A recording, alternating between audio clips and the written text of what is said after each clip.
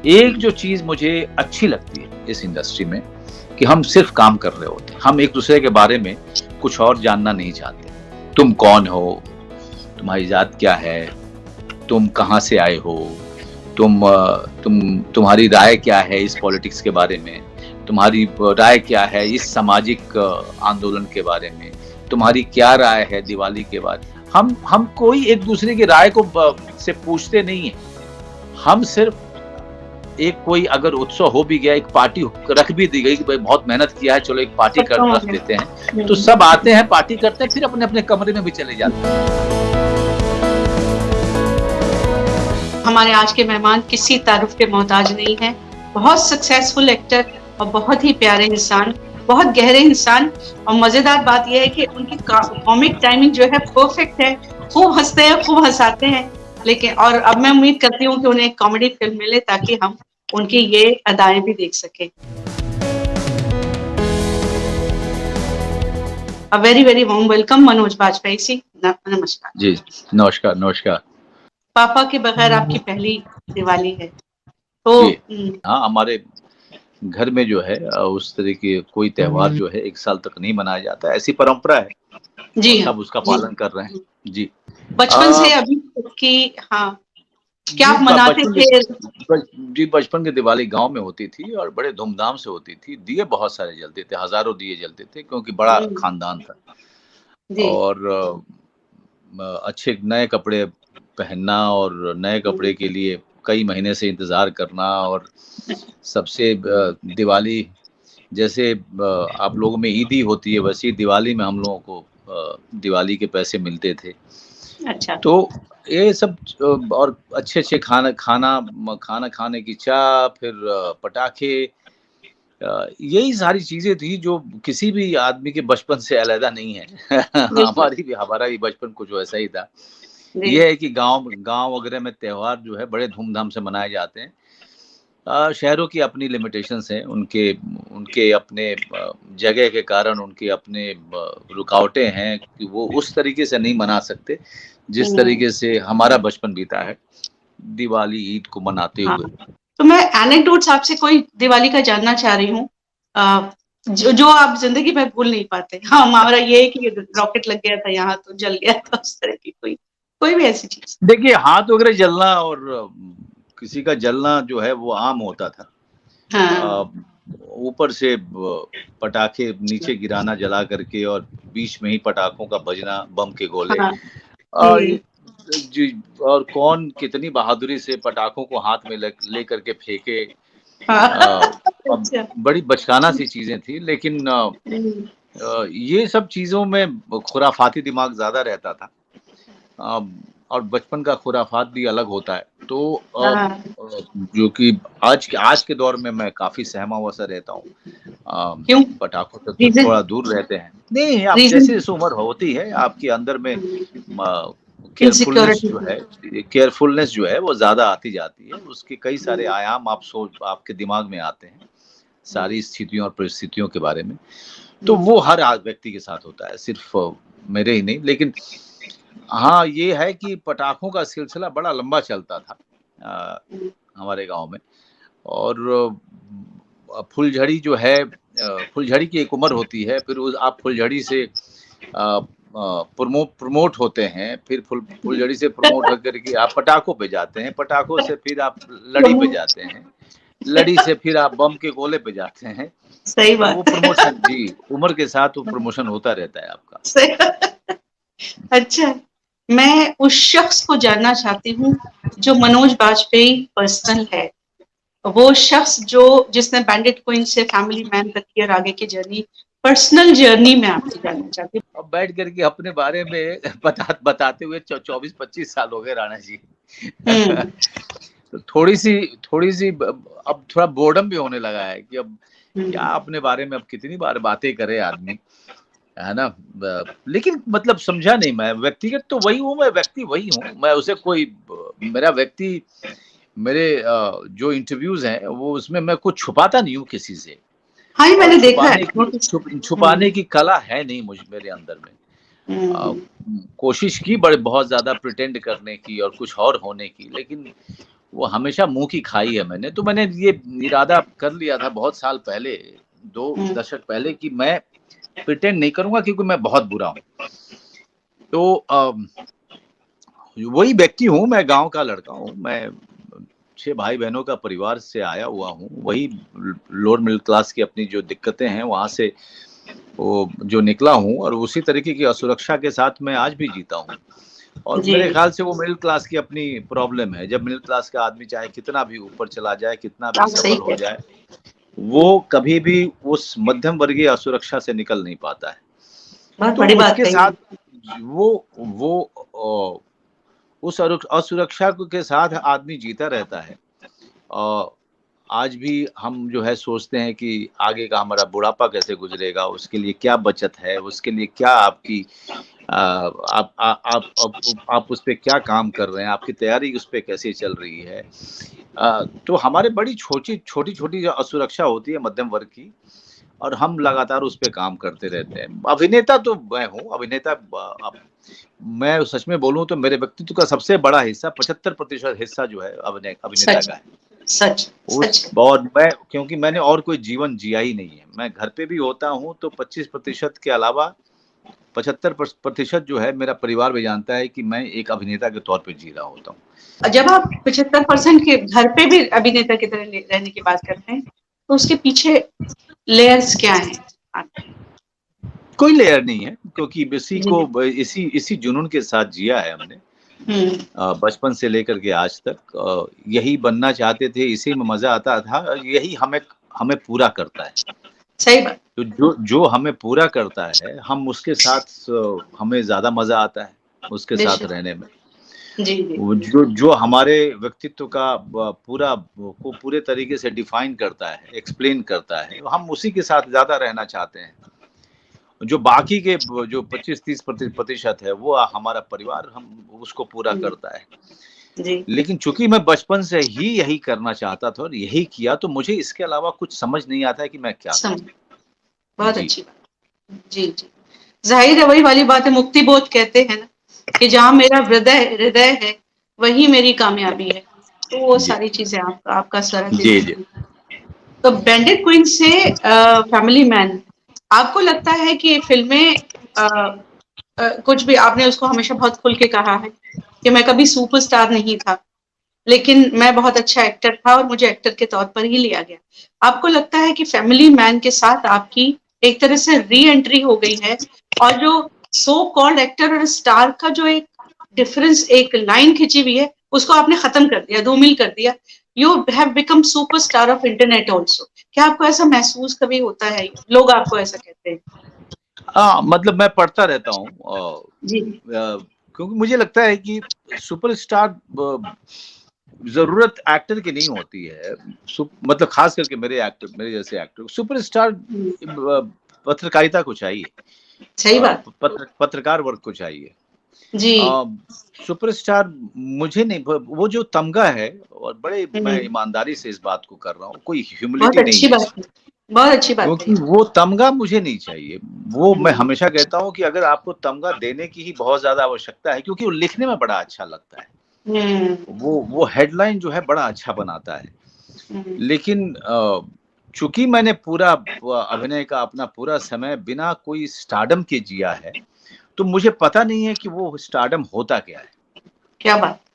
जब मुझे वो पता नहीं है, और जब मैं दूर से देखता हूँ लोगों को चीखते पुकारते हुए किसी एक स्टार के पीछे भागते हुए, तो मुझे लगता हाँ, है हुँ, कि मैं शायद खुश हूँ अपने जीवन में, और हमेशा खुश रहा हूँ कि मैं अच्छे काम और अभिनय से जुड़े हुए ही कैरेक्टर्स और चरित्र के पीछे, और डायरेक्टर के पीछे मैं भागता रहा हूँ।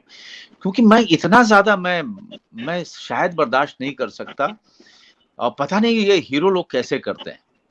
इतने ज़्यादा लोगों का अटेंशन, इतने लोग ज़्यादा लोगों का पीछे-पीछे भागना, इतने सिक्योरिटीज़, हुँ, मुझे नहीं पता ये कैसे इन सब चीज़ों को ले पाते हैं। मैं नहीं रह पाऊँगा। मुझे मुझे कोफ्त हो जाती है। मैं लोगों के बीच में ज़्यादा लोग मुझे मिल जाते हैं, और तो मैं कुछ देर के बाद मैं थोड़ा बोर होना शुरू हो जाता हूँ। मैं अपनी हुँ, तारीफ़ से भी बोर होता हूँ, मैं आपको सच में बताऊँ।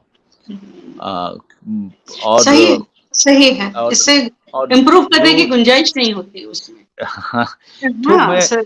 थोड़ा थोड़ा सा वो क्योंकि मैं अपने काम में आगे बढ़ चुका होता हूँ, तो इसलिए मुझे ना मैं बड़ा प्राइवेट टाइप का आदमी हूँ। जब मैं अकेले रहना और अकेले घूमना-फिरना और परिवार को लेकर के ऐसी-ऐसी जगह जाना और उस जगह को तलाशना, उस जगह में खो जाना, उस जगह में घूमना, उस जगह को पाना, हम लोगों को इसमें ज़्यादा मज़ा आता है।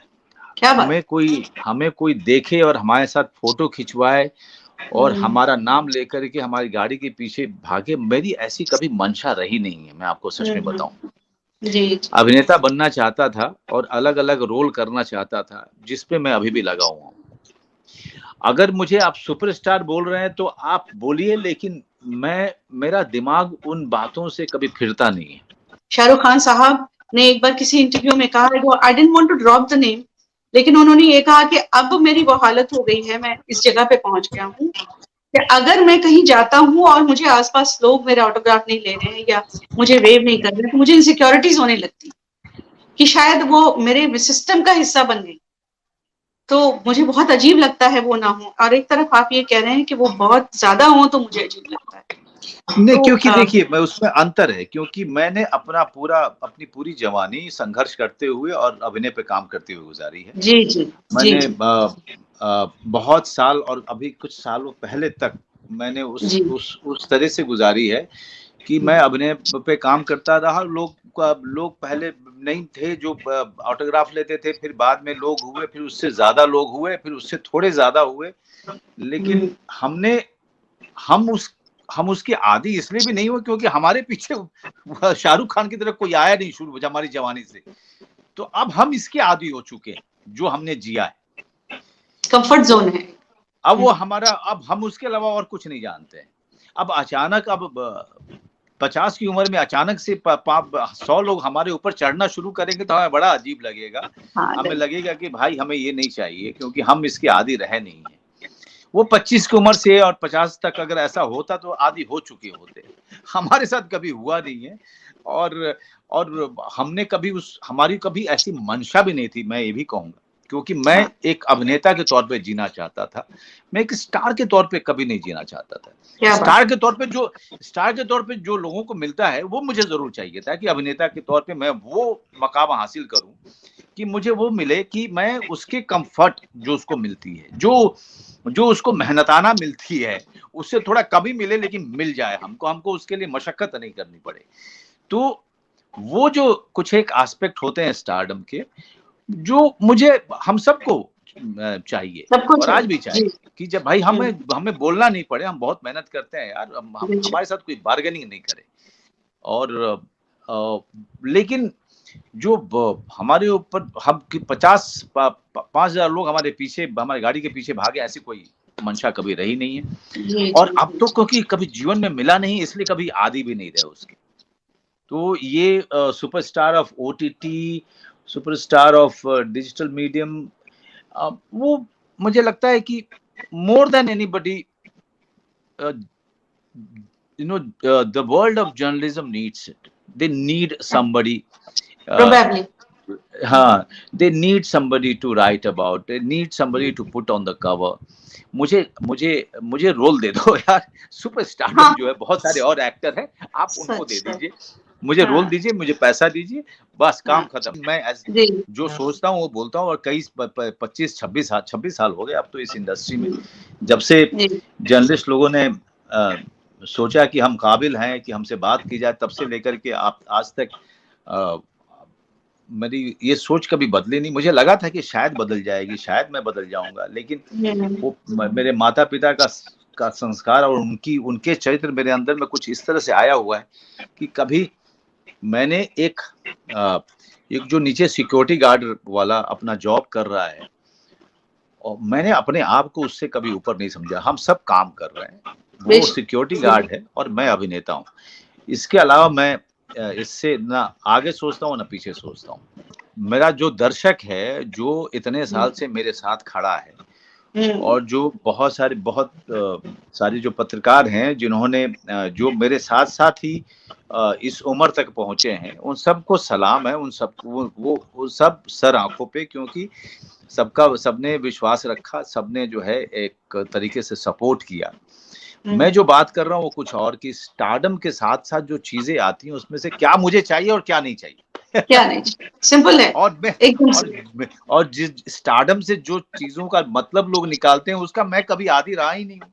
अब कैसे आदी हो सकता हूँ, मुझे बताइए 50 के बाद। सही, बिल्कुल सही, बिल्कुल सही। फिल्म इंडस्ट्री में इतने सालों से आप हैं, फिल्म इंडस्ट्री की सबसे अच्छी चीज और सबसे खराब चीज आपको क्या लगती है?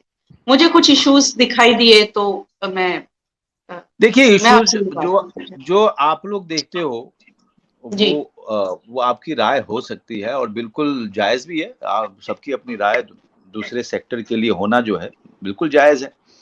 मैं फिल्म इंडस्ट्री को कोई एक बिल्डिंग की तरह नहीं देखता हूँ, कोई ये इमारत नहीं है जहाँ पे सारे लोग रहते हैं और सबका एक दूसरे से मिलना जुलना सुबह शाम होता है। ये कोई इमारत नहीं है। ये आज मैं यहाँ पे हूँ, कल कहीं और रहूंगा, किसी और के साथ काम कर रहूंगा, किसी और के साथ काम कर रहूंगा, यही हालत सबकी है। तो कोई ये इंडस्ट्री अपने आप में बिखरी हुई है। और कोई फैक्ट्री, ये कोई फैक्ट्री तो है नहीं जहाँ पे सुबह जो है मजदूर जाते हैं और शाम को वो जो वर्कर्स हैं वापस आते हैं। उनके साथ एक मैनेजर होता है, उनका जनरल मैनेजर होता है, उनका सीईओ होता है, ऐसा कुछ है नहीं। तो हमारा कोई एक दूसरे से लेना देना है नहीं राणा जी, मैं आपको सच में बताऊं। हम सब अपने अपनी राय और अपने अपने जीवन के साथ अपने अपनी दिशा में चल रहे होते हैं। ज्यादातर लोगों को लग रहा होगा कि हम बड़े मिलते जुलते हैं, हमारा बड़ा अच्छा संपर्क है एक दूसरे से, बिल्कुल नहीं है। अगर आप 10 नाम लेंगी तो शायद ही किसी से मैं इस पूरे साल में मिला हूंगा। मैं आपको सच बताऊं, ना मैं उन लोगों को अच्छे से जानता भी होऊंगा, सिवाय हेलो हाय नमस्कार सलाम, बस जब भी मिले। तो जो अच्छी बात मैं अब के दौर में ये है कि इंडस्ट्री के जैसा प्रोफेशनल जो सुबह से लेकर रात तक बिना किसी के हाके हुए अपने काम को अंजाम देता है, वो इंडस्ट्री के लोग, बहुत अच्छी बात, वो इंडस्ट्री के लोग हैं। इनकी डेडलाइन अपनी बनाई होती है, इनका प्रोफेशनलिज्म ये इनके अंदर से आता है, इनके जुनून के कारण आता है, और सब एक मिशन के लिए, एक गोल के लिए काम कर रहे होते हो, चाहे वो लाइट बॉय हो, चाहे वहां पे स्पॉट बॉय हो, चाहे एक बड़ा अभिनेता हो, चाहे एक निर्देशक हो। हम सब एक गोल के लिए काम कर रहे होते हैं और खत्म होने के बाद सब हम अपने अपनी दिशा में भी चले जाते हैं और शायद पता नहीं कब मिले, लेकिन जब तक हम काम करते हैं एक परिवार की तरह काम करते हैं, फिर हम निकल जाते हैं। और उस परिवार में सबकी अलग राय होती है, लेकिन उस राय को लेकर के एक दूसरे के साथ में मारपीट नहीं करते हैं। क्या बात, क्या बात। हम सब जो है साथ में बैठते हैं, खाना खाते हैं और फिर सुबह 4 बजे उठते हैं, 5-5:30 बजे तक अपने शूटिंग पे पहुंच जाते हैं और शाम को फिर वापस आते हैं, अपने अपने कमरे में जाते हैं, फिर सो जाते हैं। हमारा जीवन फिर वापस अपने परिवार में चले जाते हैं। इसके अलावा इस फिल्म इंडस्ट्री का एक दूसरे से कोई लेना देना नहीं। तो इसलिए क्या बुरा है क्या गलत है, मैं इस बारे में ज्यादा कुछ बोल नहीं सकता। मैं इतना जानता हूं कि फिल्म इंडस्ट्री के लोग इस इंडस्ट्री में सिर्फ ये सारे के सारे लोग इस इंडस्ट्री में, इस अनकन्वेंशनल जॉब में कुछ ना कुछ छोड़ के आए हैं। एक बड़ी बनी बनाई जिंदगी छोड़ के आए हैं, बड़ी सहूलियत वाली जिंदगी छोड़ के आए हैं, जहाँ पे माता पिता भाई बहनों का साथ हो सकता था, जहाँ पे शादी बहुत पहले हो चुकी होती और बच्चा जो है जल्दी होता, और बच्चा जो है जब तक वो 50 के पहुंचते बच्चा 25 को हो चुका होता। वो सारी चीजें, कन्वेंशनल चीजें छोड़ के एक अनकन्वेंशनल जिंदगी जी रहे हैं सारे के सारे यहाँ पे। कुछ उसमें बहुत सफल होते हैं, कुछ बीच में होते हैं, कुछ नहीं होते हैं। और मुझे ये बरसों से, और ये स्ट्रक्चर बरसों से, ये बरसों से एक जो चीज मुझे अच्छी लगती है इस इंडस्ट्री में, कि हम सिर्फ काम कर रहे होते हैं, हम एक दूसरे के बारे में कुछ और जानना नहीं चाहते हैं। क्या बात, कि तुम कौन हो, तुम्हारी जात क्या है, तुम कहाँ से आए हो, तुम्हारी राय क्या है इस पॉलिटिक्स के बारे में, तुम्हारी राय क्या है इस सामाजिक आंदोलन के बारे में, तुम्हारी क्या राय है दिवाली के बारे। हम कोई एक दूसरे की राय को से पूछते नहीं है। हम सिर्फ एक कोई अगर उत्सव हो भी गया, एक पार्टी रख भी दी गई कि भाई बहुत मेहनत किया है, चलो एक पार्टी कर रख देते हैं, तो सब आते हैं, पार्टी करते हैं, फिर अपने अपने कमरे में भी चले जाते हैं। कोई एक दूसरे के बारे में, व्यक्तिगत चीजों के बारे में जानने में रुचि नहीं रखता है, रुचि भी नहीं रखता। बिल्कुल। और वो बहुत ही कमाल की चीज लगती है मुझे कि एक दूसरे के प्राइवेसी को बड़ी कदर की जाती है यहाँ पे। बहुत अच्छी। और हर कोई एक ही गोल के लिए काम कर रहा होता है, जो कि बड़ी कमाल, बिना किसी के हाके हुए।